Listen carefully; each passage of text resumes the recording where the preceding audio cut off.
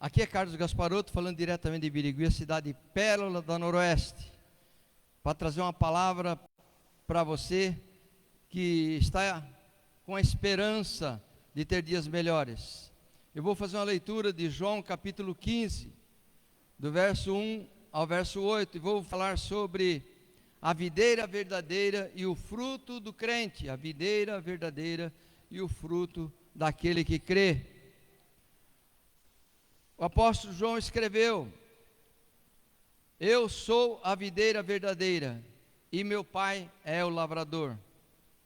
Toda vara em mim que não dá fruto, atira e limpa toda aquela que dá fruto, para que dê mais fruto. Vós já estáis limpos pela palavra que eu vos tenho falado. Estais em mim e eu em vós, como a vara de si mesma não pode dar fruto se não estiver na videira, assim também vós, se não estiverdes em mim. Eu sou a videira, vós as varas.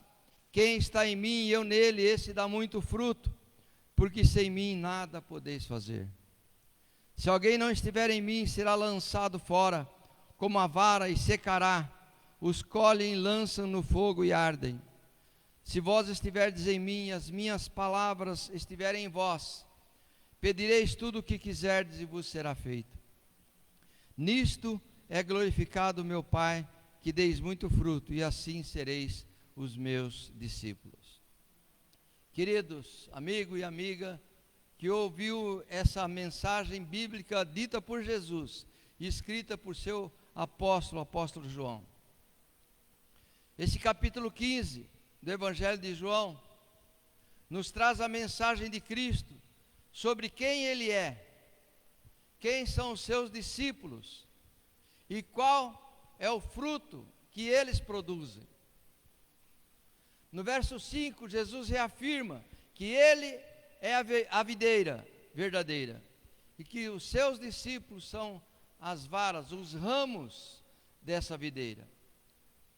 No verso 2, Jesus nos afirmou que toda a vara que não der fruto, Deus vai arrancá-la e vai limpar toda aquela que der fruto, para que multiplique os seus frutos. Verso 2 diz: toda a vara em mim que não dá fruto, atira e limpa toda aquela que dá fruto, para que dê mais fruto. Queridos, para dar fruto, tem que estar ligado à videira verdadeira. E se não dá fruto, Jesus disse que Deus tira esse ramo da videira. Então precisamos dar fruto para estarmos ligados à videira, ou precisamos estar ligados à videira para darmos frutos. No verso 1, Jesus afirma que Ele é a videira verdadeira e que Deus Pai é o agricultor, o lavrador, ou seja, aquele que dá o crescimento para a parreira de uva. Em 1 Coríntios 3,6, Paulo diz o seguinte: eu plantei, Apolo regou, mas Deus deu o crescimento. Esse crescimento tem origem no conhecimento da palavra de Deus, conforme Paulo narra em Colossenses 1, versículo 10, para que possais andar dignamente diante do Senhor, agradando-lhe em tudo, frutificando em toda boa obra e crescendo no conhecimento de Deus. Paulo fala em andar dignamente diante de Deus, agradando em tudo e dando fruto em toda boa obra, crescendo no conhecimento de Deus. Nós só vamos dar frutos se crescermos no conhecimento de Deus. Portanto, Paulo afirma que para darmos fruto em toda boa obra, é preciso crescer no conhecimento da palavra de Deus. Muitos querem fazer a obra do Senhor, mas não estão ligados à videira verdadeira. Se não estivermos ligados na videira verdadeira, não podemos dar fruto. No verso 4, Jesus diz: estais em mim e eu em vós. Como a vara de si mesmo não pode dar fruto, se não estiver na videira, assim também vós, se não tiverdes ligados em mim. Uma pessoa que prega fora do espírito da palavra de Deus não está ligado à videira verdadeira. Isso acontece quando se prega a doutrina da prosperidade, quando se prega que alguém se torna uma pessoa de sucesso, buscando a riqueza em primeiro lugar. Isso também acontece quando se prega o humanismo, que é o homem no centro em primeiro lugar. Quando se exalta o espírito humano e se valoriza o pensamento positivo como objetivo da fé. Em um sentido amplo, o humanismo visa valorizar o homem acima de tudo e de todos, contemplando os atributos e as realizações humanas, a fim de alcançar a graça de Deus. Isso parece não acontecer, mas é muito corriqueiro em muitas igrejas, em muitas pregações. O culto começa com hinos, a maioria hinos humanistas. E isso não surpreende. Esses hinos são facilmente reconhecidos para aqueles que conhecem o espírito da palavra de Deus. Se nele contiver a palavra vitória, ou sonho, ou suas variações como sonhar, sonhei, etc., a chance dele ser humanista é muito elevada. Deus não é contra sonhos, porém os homens usam os seus sonhos como forma de cultuarem e louvarem a Deus. A letra de um hino muito conhecido diz o seguinte: já fizeram de tudo para me fazer parar, já tentam me convencer que eu não vou conseguir, e jogaram-me num calabouço, na tentativa de apagar os meus sonhos, o sonho que um dia eu sonhei para mim. Olha eu aqui, ninguém vai me impedir de receber minha vitória, pois foi Deus que me escolheu e escreveu a minha história. O inimigo até pensou que eu já tinha desistido, espalhou para todo mundo que eu tinha morrido, mas para a vergonha dele, olha eu aqui. É um texto carregado de tintas humanistas, centrado apenas no eu de quem escreveu e de quem canta. Quando estamos ligados na videira e a palavra de Deus está em nós, Deus responderá tudo o que pedirmos. Verso 7, ele diz: se vós estiverdes em mim e as minhas palavras estiverem em vós, pedireis tudo o que quiserdes e vos será feito. Um cântico humanista não tem nada a acrescentar para alguém que está ligado à parreira. Uma pregação humanista não pode acrescentar algo bom no nosso relacionamento com Deus.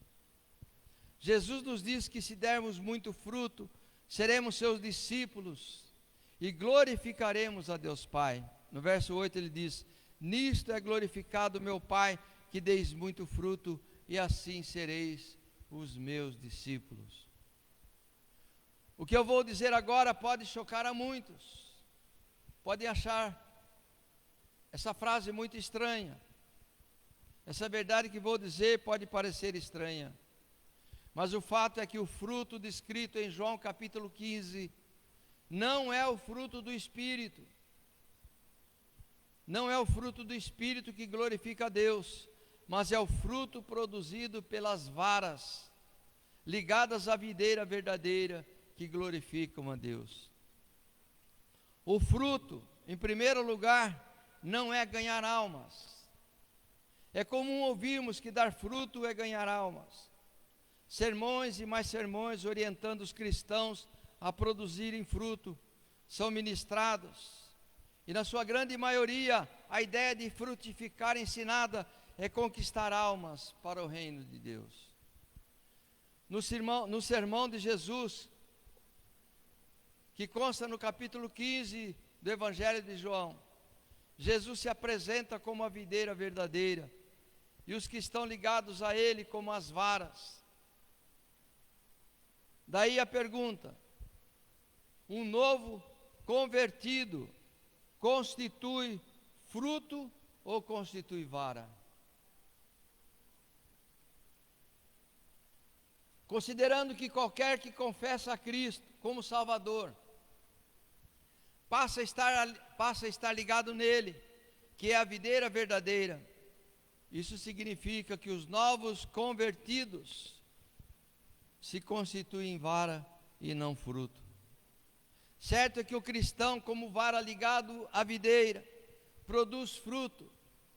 Porém, o fruto não são os novos convertidos, pois todos que se convertem passam a condição de varas e não a condição de fruto. Cada cristão é uma vara, e por isso mesmo, Jesus diz que os seus discípulos são as varas, no plural. E já com relação ao fruto, ele é apresentado no singular, o que demonstra que é impossível os novos convertidos serem fruto. Analisando as Escrituras, fica evidente que não há qualquer relação entre dar fruto e ganhar almas. É claro que ganhar almas é importante e é fundamental, mas as almas ganhas com a nossa pregação não são fruto, mas são varas. Ou seja, essa colocação de que o fruto é ganhar almas é decorrente de uma interpretação errada da palavra de Deus. Um cristão tem a função de plantar, e outro de regar, e outro de colher. Porém, dar o crescimento é algo que pertence a Deus e não aos homens. Novos convertidos não são o fruto produzido por outros cristãos, mas são as varas ligadas à videira verdadeira. Em 1 Coríntios 3:7, o apóstolo Paulo nos explica muito bem sobre esse crescimento. Eu plantei, Apolo regou, mas Deus deu o crescimento. Por isso, nem o que planta é coisa alguma, nem o que rega vale alguma coisa, mas é Deus quem dá o crescimento. Então, o fruto não é ganhar almas. Em segundo lugar, o fruto também não é moral, nem bom caráter. O fruto não é viver uma vida moralmente correta e nem ter o bom caráter. Outros apregoam que o fruto do cristão é a sua moral e o seu bom caráter. Para esse entendimento apontam para o fruto do Espírito, que consta na epístola de Paulo aos Gálatas, Gálatas 5:22. Mas o fruto do Espírito é amor, gozo, paz, longanimidade, benignidade, bondade, fé, mansidão e domínio próprio ou temperança. O primeiro equívoco se dá ao atribuir à pessoa do Espírito Santo o fruto do Espírito. Não estranhe o que eu estou dizendo. O primeiro equívoco se dá ao atribuir à pessoa do Espírito Santo o fruto do Espírito. Ora, se são as varas, os cristãos que produzem fruto, conclui-se que o fruto não é produzido pelo Espírito Santo, pois o Espírito Santo é o Consolador prometido e não uma vara. Em segundo lugar, se considerarmos que o fruto é do Espírito, isso significa que tal fruto não diz do fruto das varas. Nesse sentido, então, cabe uma pergunta: o fruto provém das varas ou do Espírito? Observe que no capítulo 3 de Gálatas, o apóstolo Paulo repreende os cristãos da Galácia por terem iniciado a carreira cristã pelo Espírito e que, após serem fascinados por doutrinas estranhas, estavam voltando à carne. é importante observar que o termo Espírito se refere à verdade do Evangelho e não à terceira pessoa da Trindade. O termo Espírito, nesse contexto, se refere ao Evangelho, enquanto o termo carne se refere às questões decorrentes da lei, como circuncisão, tribo, nacionalidade, festas, sábados e luas. Quando a Bíblia fala da carne, ela não está falando de pecados morais, não está falando de pecados sexuais, mas está falando da lei. Utilizando os termos espírito e carne, o apóstolo Paulo faz um contraponto entre a graça e a lei ou regras humanas também. Nesse sentido, os cristãos são ministros do Espírito, em outras palavras, pregadores da fé, diferente dos judaizantes, que eram insensatos, ministros de um Velho Testamento, ou seja, ministros da letra. Segundo Coríntios 3,6, Paulo diz: o qual nos fez também capazes de sermos ministros de um Novo Testamento, não da letra. Ele está falando não da lei mosaica, mas do Espírito. Aqui no caso é o Evangelho, porque a letra mata, mas o Espírito vivifica. A palavra de Cristo é Espírito e vida, João 6,63. Pois Ele é Espírito vivificante, 1 Coríntios 15:45.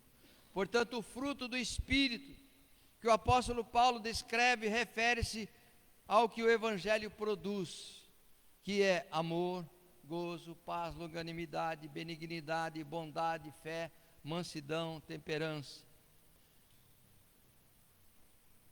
Essas virtudes são produzidas pelo Evangelho, que quando nos convertemos, nós passamos a ter um modo de vida diferente.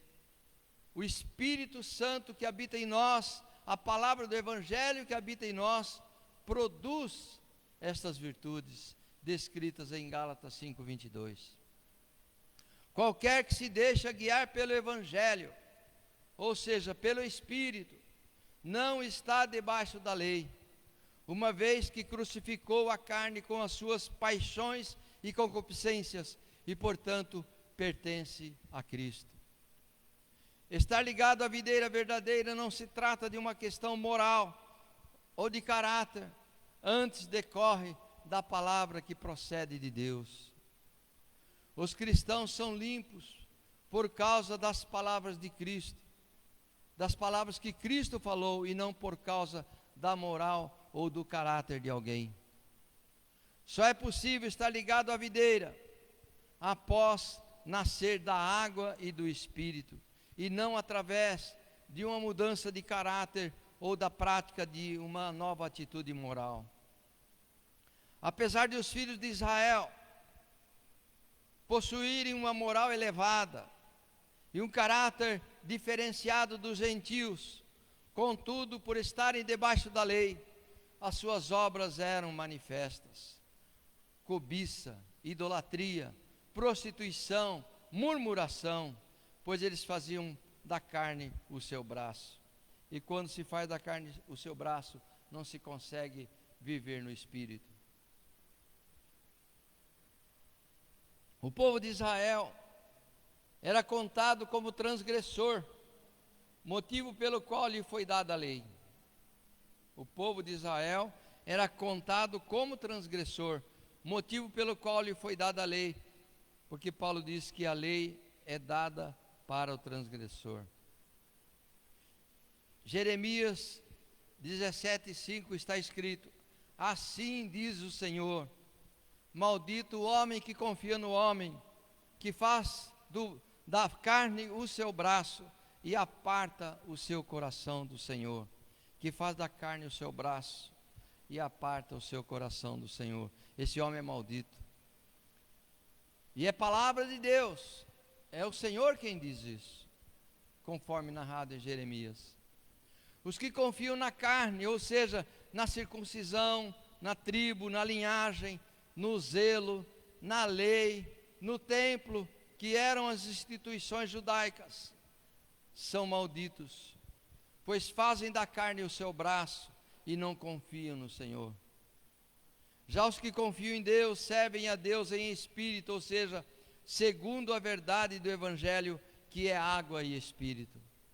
Aquele que está em Cristo, nova criatura é, portanto anda segundo o Evangelho e não segundo a carne. Estar em Cristo é condição própria à nova criatura. Estar em Cristo é condição própria à nova criatura. Os que andam segundo o Espírito são os que estão em Cristo Jesus, portanto, são novas criaturas. Em Romanos 8:1 diz: portanto, agora nenhuma condenação há para os que estão em Cristo Jesus, que não andam segundo a carne, mas segundo o Espírito. E 2 Coríntios 5,17, Paulo narra essa verdade insofismável, assim que se alguém está em Cristo, nova criatura é, as coisas velhas já passaram, eis que tudo se fez novo. Os que estão em Cristo são reconhecidos pelas questões do Espírito, e os que são segundo a carne, são reconhecidos pelas questões da carne. Daí a recomendação paulina em 2 Coríntios 5,16, assim que por diante a ninguém conhecemos segundo a carne, e ainda que também tenhamos conhecido Cristo segundo a carne, contudo agora já não o conhecemos desse modo. Paulo está dizendo que embora Cristo seja da mesma nação de Israel, contudo agora já não o conhecemos na carne, mas no Espírito. Carne é o modo de falar daquilo que é exterior, não do coração, que leva o homem a se gloriar. Em Romanos 2,28 ele diz: porque não é judeu o que é exteriormente, nem é circuncisão o que é exteriormente na carne. E em Filipenses 3,3, porque a circuncisão somos nós, que servimos a Deus em espírito, e nos gloriamos em Jesus Cristo, e não confiamos na carne. E em 2 Coríntios 11:18 e 22, pois que muitos se gloriam segundo a carne, eu também me gloriarei. São hebreus? Eu também sou. São israelitas? Também eu. São descendência de Abraão? Também eu sou. E Gálatas 16:12 a 13, todos os que querem mostrar boa aparência na carne, esses vos obrigam a vos circuncidar, somente para não serem perseguidos por causa da cruz de Cristo. Porque nem ainda esses mesmos que se circuncidam guardam a lei, mas querem que vos circuncideis para se gloriarem na vossa carne. Paulo está dizendo que eles pregam a circuncisão, mas pregam a lei, mas não conseguem guardar toda a lei. Como Cristo mesmo disse a respeito dos fariseus, que eles percorrem terra, céus e mares para pregarem a lei de Moisés, mas eles não conseguem cumprir a lei. A circuncisão não concede a filiação de Abraão, mas concede apenas a fé. Os judeus, por sua vez, entendiam que ser descendente da carne de Abraão era o que os qualificava como filhos de Abraão. Daí a confiança e o se gloriar na carne, se gloriar na sua origem abraâmica. Quem são as pessoas que vivem segundo a carne? Ora, esses são os judeus. Nesse sentido, os filhos de Israel eram sujeitos à lei de Deus? Não, de forma alguma. Antes a inclinação deles era a morte, pois não podiam agradar a Deus, visto que andavam segundo a carne, mas não segundo o Espírito. Devemos ter em mente que carne e espírito são termos utilizados que remontam à alegoria de Sara e Agar, esta escrava e aquela livre. Gálatas 4:29, Paulo diz: mas como então aquele que era gerado segundo a carne, perseguia o que era segundo o Espírito, assim é também agora. Essa alegoria também é apresentada pelo apóstolo Paulo aos cristãos de Roma, através do exemplo do marido e da mulher. Pela lei, a mulher está ligada ao marido por toda a vida e somente será livre da lei do marido quando o marido morrer, e vice-versa.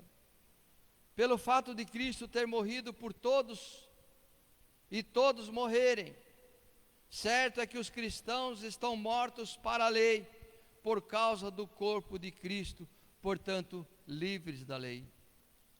Quando nós dizemos que estamos crucificados com Cristo, que estamos mortos, nós estamos mortos para a lei, mas vivos para o Espírito de Deus. Desse modo, o cristão serve a Deus em novidade de espírito, que é o Evangelho, e não na velhice da lei, que Paulo diz que está caduca.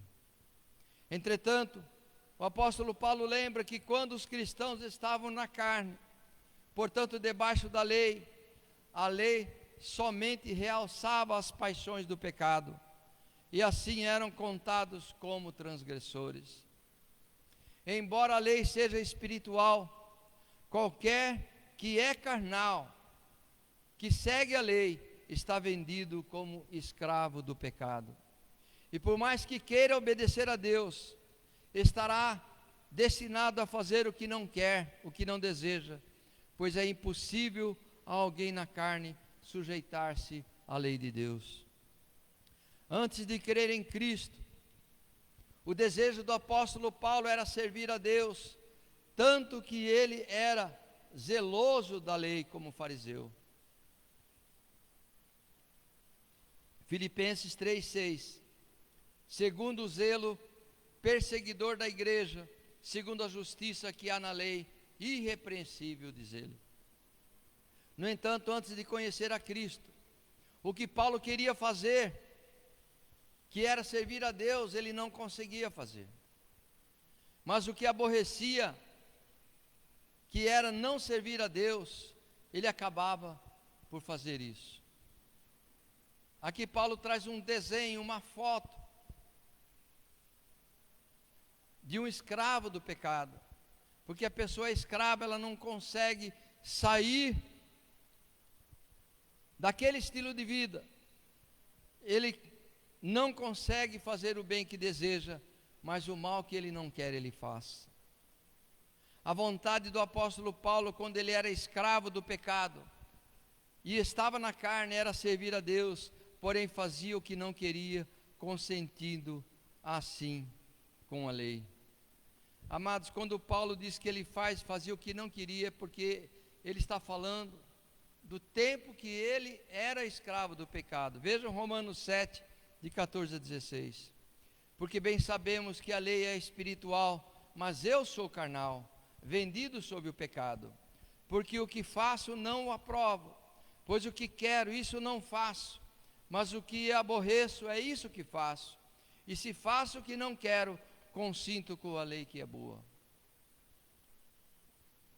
A maioria das igrejas e dos pregadores usam esse texto para dizer que todos os crentes são pecadores, porque Paulo está dizendo que ele era pecador. Na verdade, esse texto tem sido mal interpretado, porque Paulo está se colocando no lugar de um homem pecador. Paulo está se colocando no homem descendente de Adão, que está andando pela estrada larga da perdição, porque tem a mancha original do pecado.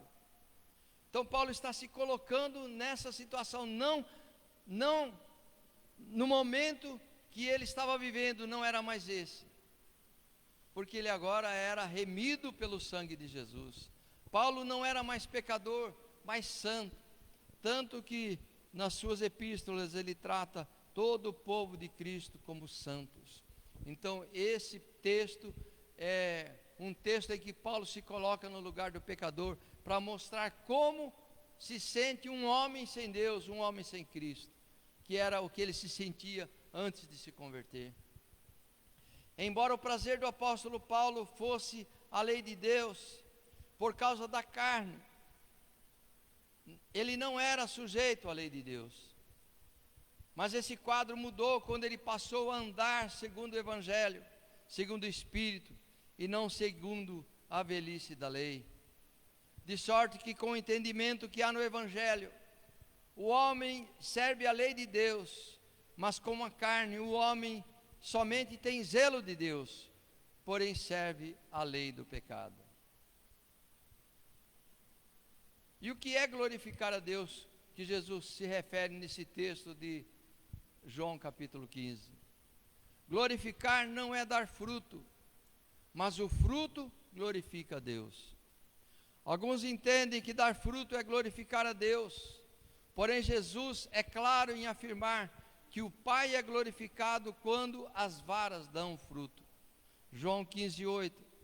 Nisto é glorificado meu Pai, que deis muito fruto, e assim sereis os meus discípulos. A ideia que muitos nutrem acerca de glorificarem a Deus com palavras de ordem, como aleluia, glória a Deus, não é dar fruto, como se pensa, porque só é possível glorificar a Deus dando fruto e não dando palavras de ordem. Observem que não é o fruto do Espírito que glorifica a Deus, mas o fruto produzido pela vara ligada à videira verdadeira que glorifica a Deus. Então, qual é o fruto? Qual é o fruto produzido por essas varas? O fruto produzido por aqueles que estão ligados a Cristo se refere ao fruto dos lábios, criados por Deus. O fruto é o fruto dos lábios. Os lábios criados por Deus. Isaías 57:19. Deus diz: eu crio os frutos dos lábios. Paz, paz para o que está longe e paz para o que está perto, diz o Senhor, e eu o sararei. A confissão de que Jesus é o Salvador é o fruto dos lábios, que estabelece a paz, shalom, que excede todo entendimento, tanto para judeus que estão perto, quanto para os gentios, que são aqueles que estão longe. A confissão do nome de Jesus é o fruto produzido pelas varas, pois só por Cristo é possível o sacrifício de louvor. O autor de Hebreus escreve em Hebreus 13, versículo 15: portanto, ofereçamos sempre por ele a Deus sacrifício de louvor, isto é, o fruto dos lábios que confessam o seu nome. Quando o homem ouve a mensagem do Evangelho, reconhece que é pecador e invoca a Cristo, rogando pelo perdão gracioso de suas iniquidades, passando a condição de vara ligada à videira, então oferecerá a Deus como novilhos os sacrifícios dos lábios, ou seja, a confissão de que Jesus Cristo é o Senhor, o fruto dos lábios. Antes do homem ser um ramo que está ligado à videira verdadeira, o homem era um ramo que estava ligado, era o ramo que estava ligado ao pecado de nosso pai Adão. Todos nós nascemos em pecado, porque nascemos descendentes de Adão. Porém, Cristo, o último Adão, veio para nos resgatar da morte e da escravidão do pecado, para nos ligar a Ele, para construir um link entre Deus e os homens, e Cristo se tornou a nossa videira verdadeira, da qual nós somos os seus ramos. No livro de Provérbios, que foi escrito para se compreender os adágios, as parábolas, enigmas, conforme diz Salomão. Salomão diz que escrevia provérbios para se entender os enigmas de Deus. Nós temos o seguinte verso em Provérbios 18:20: do fruto da boca de cada um se fartará o seu ventre, dos renovos dos seus lábios ficará satisfeito. Fruto em relação ao homem está relacionado ao que procede de seus lábios. Hebreus 13:15 novamente. Portanto, ofereçamos sempre por ele a Deus sacrifício de louvor, isto é o fruto dos lábios que confessam o seu nome. Desse provérbio vem o alerta de Lucas 6:45, alerta de Cristo, descrito em Lucas: o homem bom do bom tesouro do seu coração tira o bem, e o homem mau do mau tesouro do seu coração tira o mal, porque da abundância do seu coração fala a sua boca. E aqui, como homem bom, nós temos o homem justo, aquele que foi justificado por Cristo, aquele que se tornou servo de Jesus. E o homem mau é aquele que continua como escravo do pecado e que rejeita Cristo e não tem olhos bons para olhar para o Evangelho. O homem mau é aquele que olha com olhos desconfiados para a palavra de Deus. E Jesus disse: se os teus olhos forem maus, todo o seu corpo será envolvido no mal.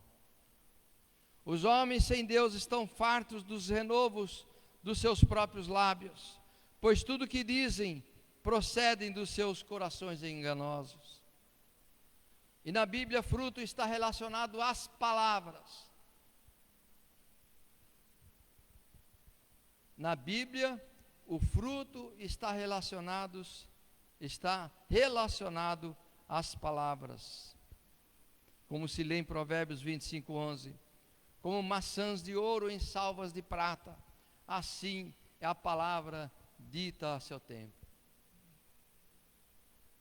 Eu tive muitas dificuldades na minha adolescência, na minha juventude, em relacionar-se com pessoas, porque eu tinha dificuldade em expor as minhas palavras de forma correta, as minhas palavras de forma a agradar as pessoas, aqueles que me cercavam. Eu louvo a Deus porque eu fiz um curso que me ensinou a lidar com as palavras. Não era um curso pedagógico, mas era o curso de direito. Porque um advogado, ele precisa expor corretamente os seus argumentos e os princípios da lei para convencer o juiz, para conferir os atos descritos pelo seu cliente com as diretrizes da lei. E isso um advogado sabe fazer muito bem, porque ele é treinado para isso. E eu louvo a Deus, porque tornou as minhas palavras como maçãs de ouro, servidas em bandejas de prata. É assim a palavra dita a seu tempo. Em razão dessa verdade, Jesus alerta que não é possível identificar os falsos profetas pela sua aparência, pois eles são lobos devoradores que se disfarçam de ovelhas. Então, como reconhecê-los? Jesus diz que o nosso reconhecimento de lobos se dá pelos seus frutos. Muitos pensam que esses frutos são comportamentais, mas não são. Em Mateus 7,16, Jesus diz: por seus frutos os conhecereis. Porventura se colhem uvas dos espinheiros ou figo dos abrolhos? Então, o fruto dos lobos é um contraponto ao fruto do ramo que está ligado à videira. Porque o ramo que está ligado à videira, o fruto dele são palavras que saem dos seus lábios, testemunhando de Cristo e da palavra de Deus. Da mesma forma, o fruto do lobo é pregar o evangelho distorcido. O fruto do lobo é pregar uma meia-verdade. O fruto do lobo é pregar o engano. Dessa forma, pelo conteúdo das pregações que se ouve, pode-se aferir se um determinado pregador é uma verdadeira vara ou então é um lobo. Se a mensagem proclamada é do verdadeiro evangelho, vem de uma vara.